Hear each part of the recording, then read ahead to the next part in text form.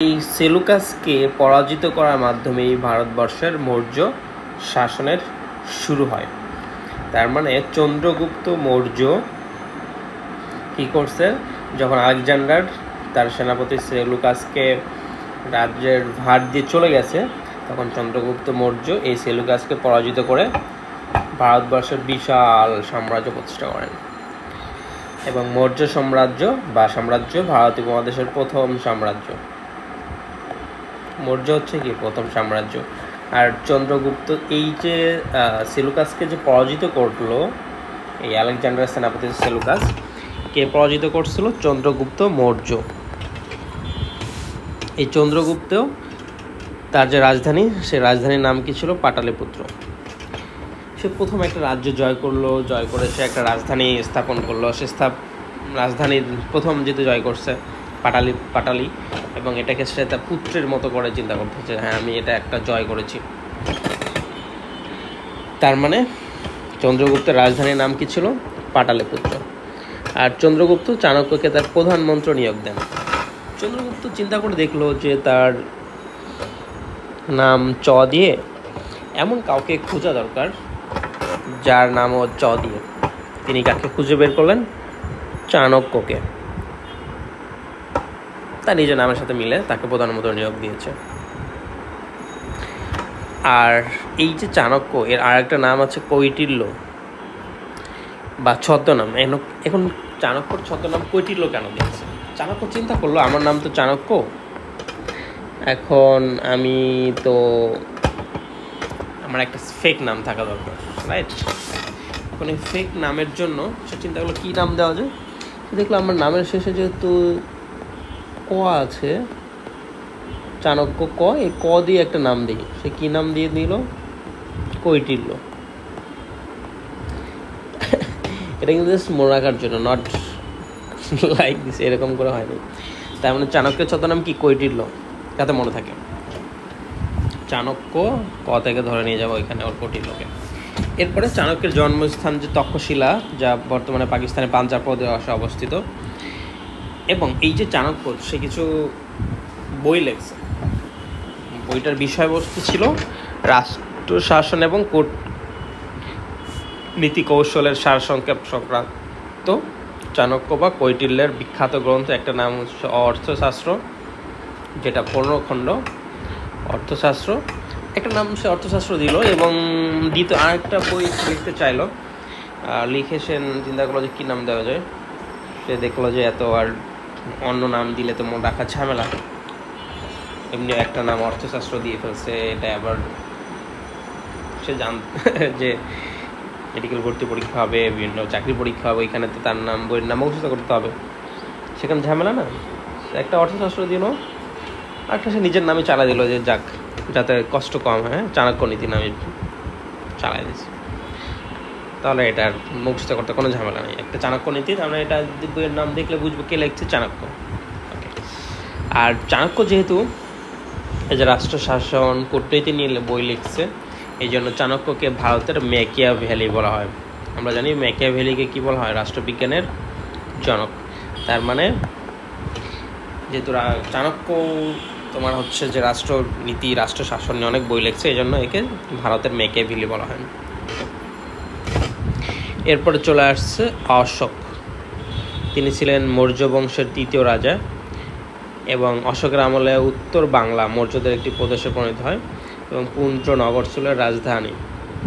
পুঞ্জনগর যখন আমাদের সামনে আসবে, তখন আমাদের মাথায় কী কী কাজ করবে? এটা হলো এই যে আমাদের যে জনপদগুলো ছিল বাংলায়, এই জনপদের সবচেয়ে পুরাতন বা প্রথম জনপদটার নাম ছিল কি? পুঞ্জনগর। ওকে, পুণ্ড্রবর্ধন, যাই হোক আমরা এগুলো পরে আসবো ইনশাল্লাহ। পুঞ্জনগর ছিল রাজধানী। সম্রাট অশোকের রাজত্বকালে কলিঙ্গের যুদ্ধ হয়। এখন এই যুদ্ধের ভয়াবহতা, এত মানুষ মারা গেছে, যেটা দেখে অশোক কি হয়েছে? অশোক একবারে শোকে কাতর হয়ে গেছে। বুঝতে পারছো? অশোক একবারে শোকে কাতর হয়ে গেছে। কাতর হয়ে গিয়ে সে দেখছে যে না, এইসব যুদ্ধ দরকার নাই। সে বৌদ্ধ ধর্ম গ্রহণ করছে, এবং বৌদ্ধ ধর্মকে রাষ্ট্র ধর্ম ঘোষণা করছে। এই জন্য অশোককে বৌদ্ধ ধর্মের কনস্ট্যান্টাইন বলা হয়। বুঝতে পারছো? তার মানে ইতিহাসে যে কলিঙ্গ যুদ্ধের ভয়াবহতা দেখে কে বৌদ্ধ ধর্ম গ্রহণ করে? অশোক। কার রাজত্বকালে কলিঙ্গের যুদ্ধ হয়? অশোক। সব আমরা পারবো ইনশাআল্লাহ। অশোকে কি অনেক শোকাহত হয়ে গেছে কলিঙ্গের যুদ্ধ। অশোক কলিঙ্গর যুদ্ধ, দেখো মিল আছে, লাস্টের অক্ষরটা নিয়ে আমরা যুদ্ধের প্রথম অক্ষর বানিয়ে দিয়েছি এবং সে অনেক শোকাহত হয়ে হয়ে গেছে। আর অশোক ব্রাহ্মী লিপির পৃষ্ঠপোষকতা করেন এবং এই লিপিকে বিলুপ্তির হাত থেকে রক্ষা করেন। ওকে, এই ছিল আমাদের মৌর্য শাসন। ভারত মহাদেশের 3টা খেয়াল করো মানে রাজ্য আমরা পড়লাম। চন্দ্রগুপ্ত মৌর্য তিনি শুরু করেন, মাঝখানে চাণক্যকে তার প্রধানমন্ত্রী বানিয়েছিল, আর অশোক ছিল 3য়। এখন অশোক কত নাম্বার ছিল এটা যদি ভুলে যাও, খেয়াল করো, দেখো যে অশোক আছে না, অশোক 1 2 3 3য়। ওকে, এরপরে তোমার হচ্ছে যে মৌর্য বংশের পরে যে বংশটা ছিল সেটা হলো গুপ্ত সাম্রাজ্য। এখন এই গুপ্ত সাম্রাজ্যের কাহিনীটা কেমন হয়েছে খেয়াল করো। 320 খ্রিস্টাব্দে ভারতবর্ষে গুপ্ত সাম্রাজ্য প্রতিষ্ঠিত হয়। গুপ্ত বংশের প্রথম রাজা ছিল শ্রীগুপ্ত। সামরিকভাবে ভারতের ইতিহাসে গুপ্ত সাম্রাজ্যকে বলা হয় স্বর্ণযুগ। এই যুগের ভাস্কর্যকে ধ্রুপদী ভাস্কর্য বলা হয়। একটু ভালো করে মনে রাখতে হবে। তার মানে স্বর্ণযুগ কোন যুগকে বলা হবে? গুপ্ত সাম্রাজ্য, এর ইতিহাস সেটাকে বলা স্বর্ণযুগ। এখন খেয়াল করো গুপ্ত সাম্রাজ্যের যে রাজারা ছিলেন এদের নাম খেয়াল করো। প্রথম চন্দ্রগুপ্ত, সমুদ্রগুপ্ত, দ্বিতীয় চন্দ্রগুপ্ত। নাম দেখো, আমরা পড়েছিলাম মৌর্য সাম্রাজ্যের প্রথম যিনি রাজা চন্দ্রগুপ্ত। এখানে দেখো গুপ্ত বংশেরও চন্দ্রগুপ্ত, বাট ওইটা ছিল চন্দ্রগুপ্ত মৌর্য। এই মৌর্য বংশ ছিল বলেই তো মৌর্য। আর গুপ্ত সাম্রাজ্য দেখো এখানে প্রথম এবং দ্বিতীয়, একটু খেয়াল করতে হবে। তার প্রথম চন্দ্রগুপ্ত গুপ্ত সাম্রাজ্যের প্রকৃত প্রতিষ্ঠাতা। প্রথম রাজা শ্রীগুপ্ত, বাট তিনি ওইভাবে তার সাম্রাজ্য এত প্রতিষ্ঠা করেন, বাট প্রকৃত প্রতিষ্ঠাতাকে প্রথম চন্দ্রগুপ্ত। প্রথম চন্দ্রগুপ্ত উপাধি ছিল কি? রাজাধিরাজ। রাজধানীর নাম ছিল পাটালিপুত্র। খেয়াল করো যে তোমার মৌর্য যে সাম্রাজ্য ছিল তিনিও কিন্তু তার তোমার হচ্ছে যে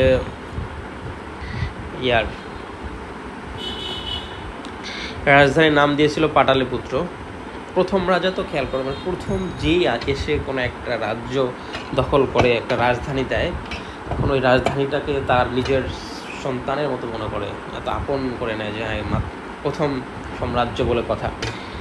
কি নাম থাকে? সে রাজধানীর নামের সাথে পুত্র থাকে। তার মানে দেখো চন্দ্রগুপ্ত মৌর্য ছিল এবং প্রথম চন্দ্রগুপ্তেরও রাজধানীর নাম ছিল পাটালিপুত্র। প্রথম যেহেতু সে রাজ্য একটা জয় করে ফেলছে। ওকে, এরপরে সমুদ্রগুপ্ত ছিল এই গুপ্ত বংশের শ্রেষ্ঠ রাজা। এটা একটু ভালো করে মনে রাখবা। দেখো সমুদ্র হচ্ছে শ্রেষ্ঠ, সমুদ্র কি শ্রেষ্ঠ রাজা। ওকে, এবং সমুদ্রগুপ্তকে প্রাচীন ভারতের নেপোলিয়ান বলা হয় নেপোলিয়ান, ভালো করে মনে রাখতে হবে কিন্তু। এবং সমুদ্রগুপ্ত অধিকৃত বাংলার রাজধানী ছিল পুণ্ডনগর। এবং সেকেন্ড পরে যারা আসে, অশোক কি নাম দিয়েছিল? পুণ্ডনগর। সমুদ্রগুপ্ত তো পরবর্তীতে আসে পুণ্ডনগর দিয়েছে, কিন্তু প্রথমে নামটা কি থাকে? সবার পুত্র থাকে, পাটালিপুত্র। ওকে, এরপর খেয়াল করো দ্বিতীয় চন্দ্রগুপ্ত। সমুদ্রগুপ্তের মৃত্যুর পর গুপ্ত বংশের সিংহাসনে বসেন দ্বিতীয় চন্দ্রগুপ্ত। আর দ্বিতীয় চন্দ্রগুপ্ত উপাধি ছিল বিক্রমাদিত্য। এখন খেয়াল করো কার উপাধি বিক্রমাদিত্য? আমরা যে দ্বিতীয় লিখি বল লিখতে হয় না? দেখো এই যে দেখো দর নিচে একটা ব আছে, তার মানে এই দ্বিতীয় যে চন্দ্রগুপ্ত এর উপাধি ছিল বিক্রমাদিত্য। এটা বলার উদ্দেশ্য হচ্ছে তুমি যখন 5 বার পড়ার পরে দেখবে কনফিউশন হয়, বাট এইভাবে যদি তুমি 2 বার 3 বার পড়ো তাহলে তোমার কনফিউশনটা হবে না। তার মানে হচ্ছে দ্বিতীয় চন্দ্রগুপ্ত উপাধির নাম কি ছিল? বিক্রমাদিত্য। ওকে, এবং মালবের উজ্জয়িনীতে সাম্রাজ্যের দ্বিতীয় রাজধানী স্থাপন করেন। দ্বিতীয় চন্দ্রগুপ্তের দরবারে 9 জন প্রতিভাবান এবং গুণী ব্যক্তিকে একত্রে নবরত্ন বলা হয়। এবং নবরত্নের ভিতরে উল্লেখযোগ্য ব্যক্তি কারা? এই কালিদাস, অমর সিংহ, বরাম, হির, এরা। যাকে নবরত্নটা একটু ভালো করে মনে রাখতে হবে কিন্তু, এই যে নবরত্ন।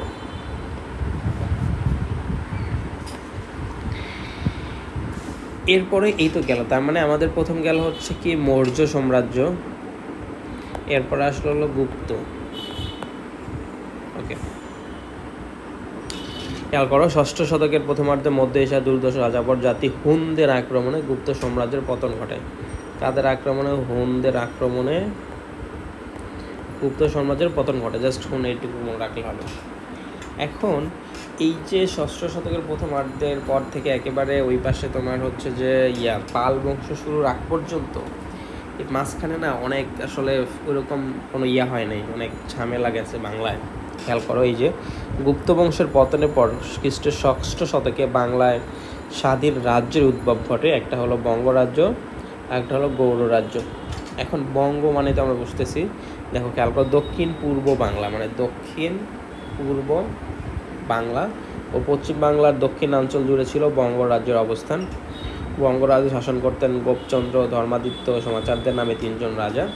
গোপচন্দ্র, ধর্মাদিত্য এবং সমাচার, তিনজন রাজার উপাধি ছিল মহারাজাধিরাজ। মানে চিন্তা করো, মহারাজাধিরাজ কারা কারা? গোপচন্দ্র, ধর্মাদিত্য এবং সমাচার। গোপ, ধর্মাদিত্য, সমাচার। জাস্ট এগুলো পড়ো, যেটুকু মনে থাকবে এইটুকু। কিন্তু দেখো গৌড় রাজ্য ভালো করে পড়তে হবে, কারণ এখানে কি আছে? শশাঙ্ক আছে। দেখো, শশাঙ্ক 594 সালে গৌড় অঞ্চলে ক্ষমতা দখল করে স্বাধীন গৌড় রাজ্য প্রতিষ্ঠা করেন। সাল দরকার নেই হবে, খেয়াল করো পরীক্ষায় কী আসবে। শশাঙ্ক প্রথমে গুপ্ত রাজা মহাসেন গুপ্তের মহাসামন্ত ছিলেন। মহাসেনের কি ছিল? মহাসামন্ত ছিল, মানে আঞ্চলিক শাসনকর্তা। মহাসেন মানে হলো আঞ্চলিক শাসনকর্তা, মানে ওই অঞ্চলে তাকে দায়িত্ব দিচ্ছে, তুমি এই অঞ্চলটা শাসন করো। এখানে খেয়াল করো, এই যে শশাঙ্ক ছিলেন অবিভক্ত বাংলার প্রথম স্বাধীন ও সার্বভৌম রাজা। এটা মানে ভয়ানক ইম্পর্টেন্ট পড়া। শশাঙ্ক ছিলেন অবিভক্ত বাংলার প্রথম স্বাধীন ও সার্বভৌম রাজা। খেয়াল করো, শশাঙ্ক ছিলেন অবিভক্ত বাংলার প্রথম স্বাধীন সার্বভৌম, সতে শশাঙ্ক, স্বাধীন এবং সার্বভৌম রাজা। কে ছিলেন? শশাঙ্ক। রাজ্যর নাম কি? গৌড় রাজ্য। শশাঙ্কের উপাধি ছিল রাজাধিরাজ, সবারই রাজাধিরাজ ভাই। আর গৌড় রাজ্যের রাজধানী ছিল কর্ণ সুবর্ণ, বর্তমান মুর্শিদাবাদ জেলায়। তার মানে গৌড় রাজ্যের রাজধানী ছিল কি? কর্ণ সুবর্ণ। গৌড় রাজ্যের রাজধানী ছিল কর্ণ সুবর্ণ। ওকে, ভালো করে মনে রাখতে হবে, কারণ এটা ভুল করা যাবে না। গৌড় রাজ্যের রাজধানীর নাম কি ছিল? কর্ণ সুবর্ণ।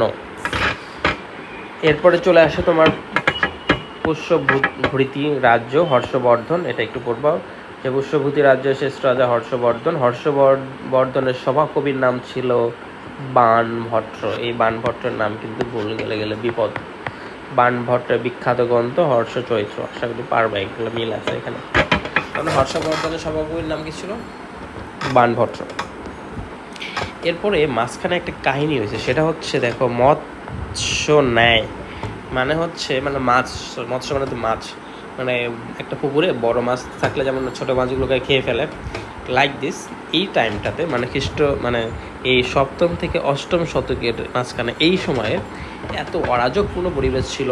রাজা শশাঙ্ক যখন মরে গেছে, যে মানে যে একটু শক্তিশালী সেই কী করে, যে কম দুর্বল বলতে মানে কম শক্তিশালী বেশি দুর্বল তাকে মানে অত্যাচার করে, নির্যাতন করে, এরকম মানে বিশৃঙ্খলা। যখন মানে ধরো একটু কোনো একটা এলাকা আছে তারা শক্তিশালী, পাশের এলাকা দুর্বল কম শক্তিশালী, তাদের এলাকা দখল করে নিচ্ছে, মানে কোনো নিয়ম শৃঙ্খলা আইন কারণে কিচ্ছু নাই। এটাকে বলে মৎস্য ন্যায়। এবং প্রশ্ন আসে পরীক্ষায় যে এই মৎস্য ন্যায়টা কত শতকে? 7ম থেকে 8ম শতকে। এটা কিন্তু ভালো করে মনে রাখতে হবে। ওকে, এটাই পরীক্ষা আসে, 7ম থেকে 8ম শতক। তাকে এই যে পরীক্ষা আসছে, মৎস্য ন্যায় বাংলার কোন সময়কাল নির্দেশ করে? 7ম থেকে 8ম শতক। ওকে, এরপরে আমরা চলে আসবো হচ্ছে পাল বংশে। শশাঙ্কের মৃত্যুর পর বিশৃঙ্খলা তৈরি হয়েছিল, ওটা আমরা পড়েছিলাম যে তোমার মৎস্যানায়। তখন অমাত্য ও সামন্ত শ্রেণীর লোকেরা গোপালকে রাজা নির্বাচনের মাধ্যমে বাংলায় অরাজক পরিস্থিতির অবসান ঘটান। তখন সবাই চিন্তা করলো, সবাই মানে করছে যে দেখেন এই যে দেশের এই অবস্থা, এটা তো চলতে দেওয়া যায় না। তখন যারা নেতা টাইপের কিছু ছিল, অমাত্য এবং সামন্ত শ্রেণী যে লোকেরা ছিল, চিন্তা করলো যে আমাদের এগুলার এত মারামারি করা যাবে না, আমরা একজনকে নেতা মানাই, একজনকে আমরা নেতা মানবো। এখন সবাই মিলে কাকে রাজা মানাইলো? গোপালকে। সে খুবই লাকি, মানে সে কোনো মারামারি কাটাকাটি ছাড়াই কী হয়ে গেছে, রাজা হয়ে গেছে। ওকে, এবং গোপাল কী করলো? গোপাল রাজা হয়ে পাল বংশ প্রতিষ্ঠা করলো এবং বাংলায় প্রথম বংশানুক্রমিক শাসনের তিনি পায়োনিয়ার, প্রথম বংশানুক্রমিক শাসন তিনি চালু করলেন। পাল বংশের রাজাগণ প্রায় 400 বছর এই দেশ শাসন করছে।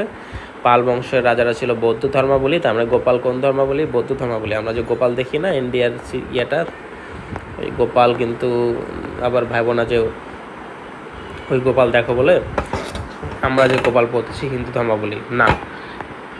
আমরা যে গোপাল পড়তেছি সে কি কোন ধর্মাবলী ছিল? বৌদ্ধ ধর্মাবলী। পাল রাজাদের পিতৃভূমি ছিল বরেন্দ্র। এই বরেন্দ্র অঞ্চলটা আসলে এখন কোন অঞ্চল জানো? এই যে বতে বগুড়া, রতে রংপুর, রাজশাহী, আর দ আছে না দিনাজপুর, এই এলাকার নিয়ে